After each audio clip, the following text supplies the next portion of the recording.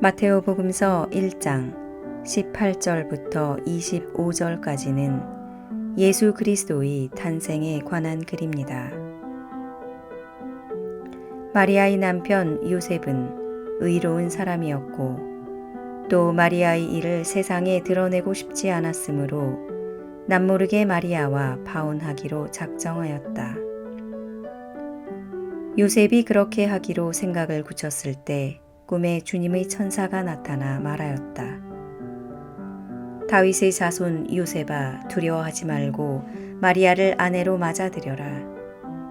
그 몸에 잉태된 아기는 성령으로 말미암은 것이다. 마리아가 아들을 낳으리니 그 이름을 예수라고 하여라. 그분께서 당신 백성을 죄에서 구원하실 것이다. 복음에서 요셉 성인께서는 조연을 맡고 계신 것처럼 보이지만 실제로는 주연 이상으로 중요한 역할을 하시는 분이십니다. 그래서 성경에서 요셉 성인에 대하여 별로 언급하는 바가 없지만 많은 교우분들이 요셉 성인의 삶을 묵상하면서 자기 문제의 해결책을 찾곤 합니다. 어떤 선배 신부님이 이런 말씀을 하셨습니다. 본당을 당신 뜻대로 하고자 할 때에는 골치도 아프고 힘이 들었는데 무조건 어떻게 되든지 간에 주님의 뜻대로 하자 하였더니 마음이 편하다고 말입니다. 사실 우리는 늘 모든 것이 주님 뜻대로 이루어지도록 기도를 하지만 정작 급할 때에는 그런 말이 나오지 않고 내 뜻을 주님이 알아달라고 공갈 협박을 하기 일쑤입니다. 그것은 하느님보다 내 뜻에 대한 집착이 강한 데서 오는 것입니다. 정말 기이한 것은 내가 어떤 집착을 가지고 일을 하면 그 결과가 그리 좋지 않다는 것입니다. 오히려 주님께 모든 것을 맡기고 일을 하는 것이 결실이 더 좋다는 말이지요. 이런 집착을 어떻게 하면 줄일 수가 있겠는가? 그 답은 요셉 성인에게서 얻을 수가 있습니다. 요셉 성인은 침묵의 삶을 사신 분으로 유명합니다. 그러나 단지 말을 하지 않는 것으로 내적인 힘을 키울 수 있고 늘 주님의 뜻을 받아들일 수 있는 것은 아닙니다. 요셉 성인은 말수는 적은 분이셨지만 내적으로 말을 많이 하고 사신 분이십니다. 즉 주님과의 대화의 기도를 많이 하신 분이십니다. 요셉 성인은 기도 중에 주님으로부터 오는 하느님 체험을 하셨고 그리하여 자신의 뜻에 대한 집착을 버릴 수가 있었던 것입니다. 어떤 분들은 그러십니다.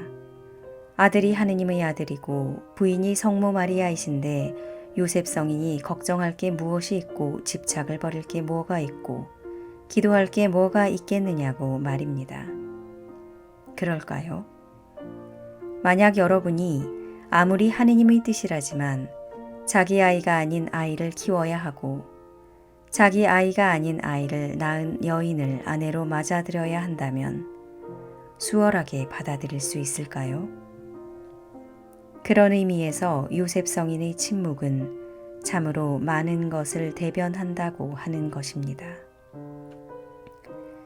영성가들은 요셉 성인처럼 침묵 안에서 기도하는 삶이 좋은 이유를 몇 가지로 말합니다. 자기 감정에 너무 깊이 안 빠지고 분노나 좌절에서 헤어나올 수 있다. 긍정적인 시각이 발달된다. 외로움이 줄어든다. 죽음이나 병, 재해에 대한 두려움이 줄어든다. 내 욕구보다 하느님의 뜻을 더 생각하게 된다. 즉, 집착이 줄어든다. 요셉 성인의 삶은 기도를 통하여 얻어진 이런 감정들로 무장된 삶이었습니다. 그럼 기도를 어떻게 해야 할 것인가? 첫째, 기도하는 습관이 몸에 배어야 합니다. 어느 날 갑자기 결심을 한다고 기도가 잘 되는 것이 아닙니다. 기도는 습관입니다. 그래서 어떤 영성가는 기도를 밥 먹듯이 하라고까지 했던 것입니다. 둘째, 기도는 많이 하는 것이 좋은 것은 아닙니다. 기도의 양은 자신이 하기에 부담스럽지 않은 정도만 해야 합니다. 지나치면 질리기 쉽습니다. 그리고 기도는 쉽게 하는 기도, 즉 하느님과 가벼운 대화를 나누는 기도부터 하셔야 합니다. 마치 워밍업을 하듯이 기도하는 습관을 가지셔야 언제 어디서건 기도하는 마음을 가질 수 있는 것입니다. 셋째, 기도는 성경 묵상과 같이 하시는 것이 좋습니다. 기도는 많이 하는데 사람은 그대로다, 변하지 않는다는 이야기를 듣기도 합니다. 왜 그런가? 기도의 내용이 내 것만 이야기하고 하느님이 하시는 말씀은 들으려고 하지 않을 때 그렇습니다. 그래서 성경 묵상과 기도는 같이 해야 합니다. 그래야 주님의 말씀이 내 기도를 이끌어 갈 것입니다.